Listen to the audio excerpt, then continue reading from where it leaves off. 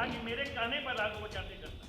मैं देखिए, नहीं, झूठ मत बोलिए। झूठ और सच के बीच में स्केल पे बहुत सारे प्रस्थान बिंदु हैं। हमने यह मांग उठाई, इस मांग को देश में ट्रैक्शन मिला, और मैं क्रेडिट दूंगा कांग्रेस पार्टी और डीएमके को, जिन्होंने इसके साथ अपने को संबद्ध किया। क्रेडिट वार नहीं सरकार चली गई क्या? क्यों? आप सब बीते कुछ हफ्तों से बिहार में लगातार चल रही बदल रही घटनाक्रम से वाकिफ हैं। आपका मैं तो मान लूंगा, मैं उधर ही देखूंगा, लेकिन उनके बारे में क्या कहूँ जो कभी इधर देखते हैं कभी उधर देखते हैं। मेरा मानना है कि थोड़ी चीजें ऐतिहासिक परिप्रेक्ष्य में बात की जाए। माननीय मुख्यमंत्री जो तब भी मुख्यमंत्री थे 2022 के, अब भी हैं, जब उन्होंने लालू जी और हमारे नेता तेजस्वी जी को अप्रोच किया कि हमारी पार्टी को भाजपा तोड़ने की कोशिश कर रही है, मैं बड़ा परेशान हूँ, असहज हूँ। आप सब जानते हैं लालू जी तेजस्वी जी दिशा निर्देश है, उनको लगा ये तो हमारे ही परिवार का हिस्सा है, एक वक्त इनको प्रोटेक्ट किया है। लेकिन तेजस्वी जी की एक शर्त थी, और वो शर्त साफ थी, अगर हम आपके साथ आते हैं तो मेरा पहली प्राथमिकता होगी बिहार के युवाओं को रोजगार देने की, नौकरी देने की, क्योंकि 10 लाख नौकरी का वादा हमारे मैनिफेस्टो में था, हमारे संकल्प में था, हमारी प्रतिबद्धता में था। नीतीश जी, माननीय मुख्यमंत्री जी, 17 बरस अलग से भी शासन किए। बिहार की चर्चा पूरे देश में, मैं आप सब जानते हैं, कई अन्य कारणों से हुआ करता था, लेकिन पहली बार बिहार की चर्चा हुई जब लाखों लोगों को नौकरियां हुई। ये उनका कमिटमेंट था। 17 महीने रहे वो, 4 लाख से ऊपर नौकरियां मिली। और आज की भी जो प्रेस कॉन्फ्रेंस है, कुछ चीजें आपके समक्ष रखना चाहता हूं। 17 बरस बनाम 17 महीने, ये आप सब जानते हैं, हम नहीं कहना चाहेंगे। बिहार का युवा किसी भी जाति का हो, किसी भी धर्म का हो, आज उसमें हताशा का माहौल है, क्योंकि उसने सपने देखने शुरू किए थे। हर गांव के एक व्यक्ति को नौकरी मिली है, 2 व्यक्ति को नौकरी मिली है, 3 व्यक्ति को नौकरी मिली है, कोई पड़ोस सोना नहीं है नौकरी के बिना। तो सरकारें बनती क्यों है? सरकारें मंदिर मस्जिद की साइज के लिए नहीं बनती, गुरुद्वारे के लिए नहीं बनती, रोजगार के लिए बनती है, बेहतर सड़कों के जाल के लिए बनती है। आरक्षण के प्रति जो हमारी प्रतिबद्धता थी, उसके लिए पहले जातिगत जनगणना होगी। नीतीश जी तो पहले भी मुख्यमंत्री थे, जातिगत जनगणना क्यों नहीं हुई? किसने ये आवाज उठाई थी? विधानमंडल में शिष्टमंडल के साथ कौन गया? तेजस्वी जी। खैर, उसके बाद आरक्षण का दायरा बढ़ा 65%, और लगातार मांग रही उनकी कि केंद्र ढुलमुल रवैया न अपनाए, इसे 9वीं अनुसूची में शामिल है। बहरहाल ये केंद्र के विवेक पर, उनके संकीर्ण मानसिकता के बारे में मैं कुछ कहना नहीं चाहता। अभी 1,35,000 से ज्यादा पद सृजित कर चुके हैं, तेजस्वी जी कर चुके थे स्वास्थ्य विभाग में। 1,35,000 सब कुछ हो चुका है। बस मैं माननीय मुख्यमंत्री जी से आग्रह करता हूं कि सिर्फ ये तेजस्वी का विजन था, इसलिए इसको खारिज ना करें। बिहार के युवाओं को स्मरण करें और इन 1,35,000 नौकरियों पर 2 महीने के अंदर सारी प्रक्रिया पूरी करें। क्योंकि तेजस्वी का आइडिया था, अरे क्रेडिट उसको जाएगा ना, हम इतनी छोटी राजनीति पर भरोसा नहीं करते, क्रेडिट लोग दे रहे हैं, क्या करें, लोगों का मुंह बंद करते। 1 लाख शिक्षकों की नियुक्तियां भी पाइपलाइन में करके होने के लिए 1 लाख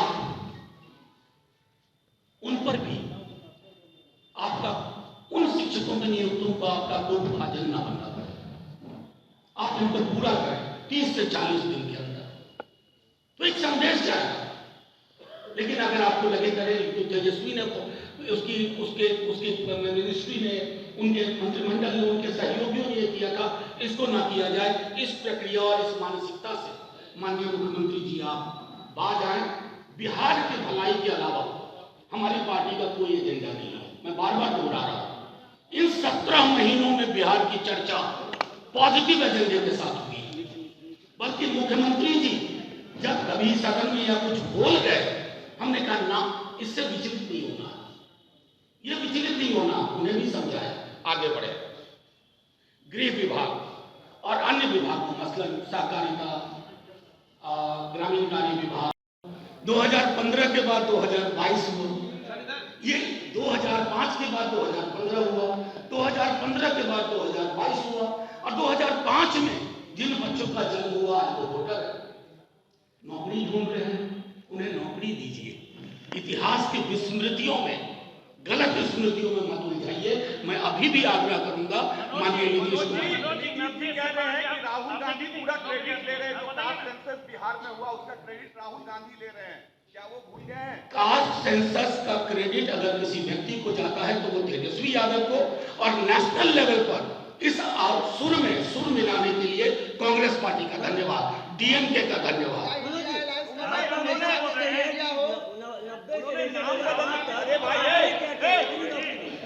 नाम बदलने को लेकर नाम रखा गया था इंडिया अलायंस, जो नाम रखा गया था इंडिया अलायंस, नाम को लेकर भी नीतीश जी ने कहा एक व्यक्ति एक बार में पूछिए, मैं पहले उनका सवाल ले लूं, फिर आप तक आऊंगा, परेशान ना हो, ले लूंगा सवाल। इंडिया अलायंस जो नाम रखा गया था उसको लेकर नीतीश कुमार बोल रहे हैं कि इसको नाम बदलने के लिए भी हमने बोला था।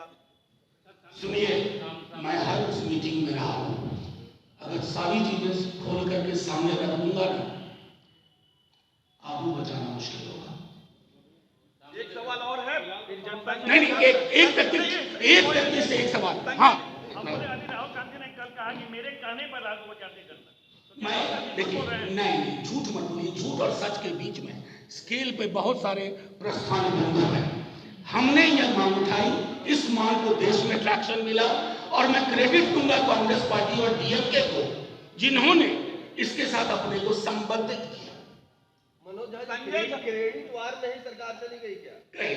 कतई नहीं, क्रेडिट वॉर। देखिए, इसको एक तो वॉर ना कहिए, और क्रेडिट बिहार की जनता से आप माइक ऑफ करके पूछ लीजिए, नौकरी मतलब तेजस्वी, और नीतीश जी के लिए जो शब्द पर्यायवाची के रूप में इस्तेमाल होता है वो उस रूप में इस्तेमाल होता है। तो आप ही लोगों ने पहले मनोज जी, नौकरी मतलब तेजस्वी, नौकरी मतलब लालू यादव नहीं थे 1990 से लेकर 2005 तक।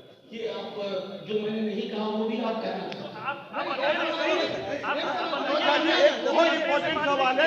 संजय झा ने कहा है कि नीतीश जी जब घूम रहे थे तो सारे सीएम ने, जो विपक्ष के, उन्होंने कहा कि कांग्रेस के साथ नहीं जाना, अलग अलायंस बनाना। क्या मैंने आपको पहले कह दिया, इंडिया अलायंस की हर मीटिंग में रहा हूँ, बहुत सारी चीजें लिखूंगा और बोलूंगा, बहुत सारी चीजें लिखूंगा और बोलूंगा, बस अभी आप लोग कुछ लोगों के चेहरे पे बने रहे।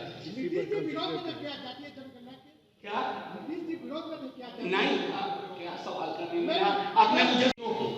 मैं फिर से दोहरा रहा हूं कि आप इसको सबोटाज ना करें, इस पर कुठाराघात ना करें, तो बिहार के युवाओं को सपने देखने का मौका लगेगा।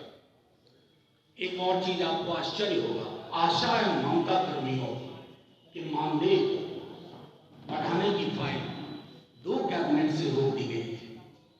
मैं खुद पटना में आकर के महसूस कर रहा, आशा कर्मियों के डेलीगेशन तेजस्वी जी से मिल गए, उनको भरोसा था, उनकी मानदेय बढ़ोतरी पर सब कुछ हो गया, हस्ताक्षर हो चुके हैं माननीय स्वास्थ्य मंत्री। लेकिन नहीं, क्या बता रहा है, तेजस्वी से न प्रॉब्लम थी, वो भी क्या प्रॉब्लम थी कोई नहीं जानता, आज तक आप नहीं बोल पाए कुछ भी। आशा और ममता कर्मियों के लिए क्यों कर रही है व्यवहार, उनका घर कैसे चलेगा? अब तेजस्वी जी से राजनीतिक लड़ाई लड़िए, अरे वो तो उस मिट्टी के बने हैं, झुकेंगे नहीं, लालू जी के बेटे। लेकिन आशा ममता कर्मियों का जो मानदेय बढ़ चुका है उसको रोकने की कोशिश न करें। आप सबने देखा होगा, बीते दिनों मोइनुल हक स्टेडियम गए, सारा कुछ उसका प्रोसेस हो चुका है। मोइनुल हक स्टेडियम का कई हॉस्पिटल्स के काया सारी प्रोसेस हो चुकी है। 5 स्टार होटल्स को लेकर के, निवेश को लेकर के कई सारी चीजें हो चुकी थी। इसको सिर्फ इसलिए मत रोक दीजिएगा मुख्यमंत्री जी कि ये सपना तेजस्वी का था, ये सपना बिहार का। तेजस्वी जी ने उस पर मुहर लगाई। उनकी मुहर को सिर्फ इसलिए खारिज ना कर दीजिए कि आप इस इधर पे देखते देखते उधर पे हो गए। ये फैसला संभवतः आपका ना रहा हो, स्वेच्छा से फैसला लेने के आप संभवतः समर्थ हैं या नहीं, मैं नहीं जानता, लेकिन ये जरूर जानता हूं कि कई नेतानुमा अधिकारी और कई अधिकारीनुमा नेता क्या क्या फैसले करवा लेते हैं। इन फैसलों से आपका फासला बढ़ता है लोगों के साथ। 17 बरस आप रहे, अगर नियुक्तियां आपने की होती है तो इतनी पाइलअप ना होती। क्यों लाखों की नियुक्तियां हुई? क्योंकि पाइलअप थी। आपके विजन में वो नहीं था, आपके दृष्टिकोण में नहीं था, आपके स्वभाव में नहीं था, आपके चरित्र में नहीं था। अब सब चीजें रास्ते बन गया है। आप निकल गए किस दबाव में, किस डर में, किस भय में, किस खौफ में, ये विश्लेषण पत्रकार करेंगे, बिहार की आम जनता करेगी। लेकिन एक लेट मी फिनिश, मुझे खत्म करने दीजिए। नहीं, कहानी नहीं है ये, बिहार के युवाओं का तथ्य है। आपको क्या लग रहा है? नहीं, आप मुझे पहले अपनी बात खत्म करने दीजिए। इतना संवाद का स्तर बना है। हाँ, मैं सिर्फ ये कहना चाहता हूँ, पॉलिटिकल लड़ाई लड़िए, लेकिन पॉलिटिकल लड़ाई के साथ साथ बिहार के हक और हकूक को, लाखों लोगों के रोजगार बाधित न करिए, क्योंकि ये रोजगार तेजस्वी जी सत्ता में रह करके अगर दे रहे हैं तो सड़क पर रह करके भी आपको मजबूर कर देंगे। बस इतना मुझे कहना था। और आज की प्रेस कॉन्फ्रेंस इसी से सीमित है। मैं आपसे आग्रह करूंगा, आज की प्रेस कॉन्फ्रेंस से उत्पन्न मुद्दों पर आप मुझसे सवाल करें। पार्टी से पूछिए ना महाराज। मैं सिर्फ इतना कहना चाहता हूं, आप सब जानते हैं बिहार में कि तेजस्वी जी ने इस बात को उठाया, फिर नीतीश जी ने उनसे मुलाकात की, आप सबको पता है, बंद कमरे में। उसके बाद नीतीश जी दिल्ली तक गए। तेजस्वी जी ने ही प्रधानमंत्री के समक्ष सारी बातें रखी। प्रधानमंत्री जी की चुप्पी भी ऐतिहासिक दस्तावेज। और उसके बाद जो कुछ हुआ, जनगणना संपन्न हुई, कोर्ट में कौन गया था मुझे बताइए? भाजपा गई थी ना। सॉलिसिटर जनरल कौन है? कौन अपॉइंट करता है सॉलिसिटर जनरल? वो क्यों गए थे? रोकने के लिए। तो बच्चा जानता है, और चूंकि बच्चा जानता है तो हमें कहने की जरूरत नहीं है। Thank you.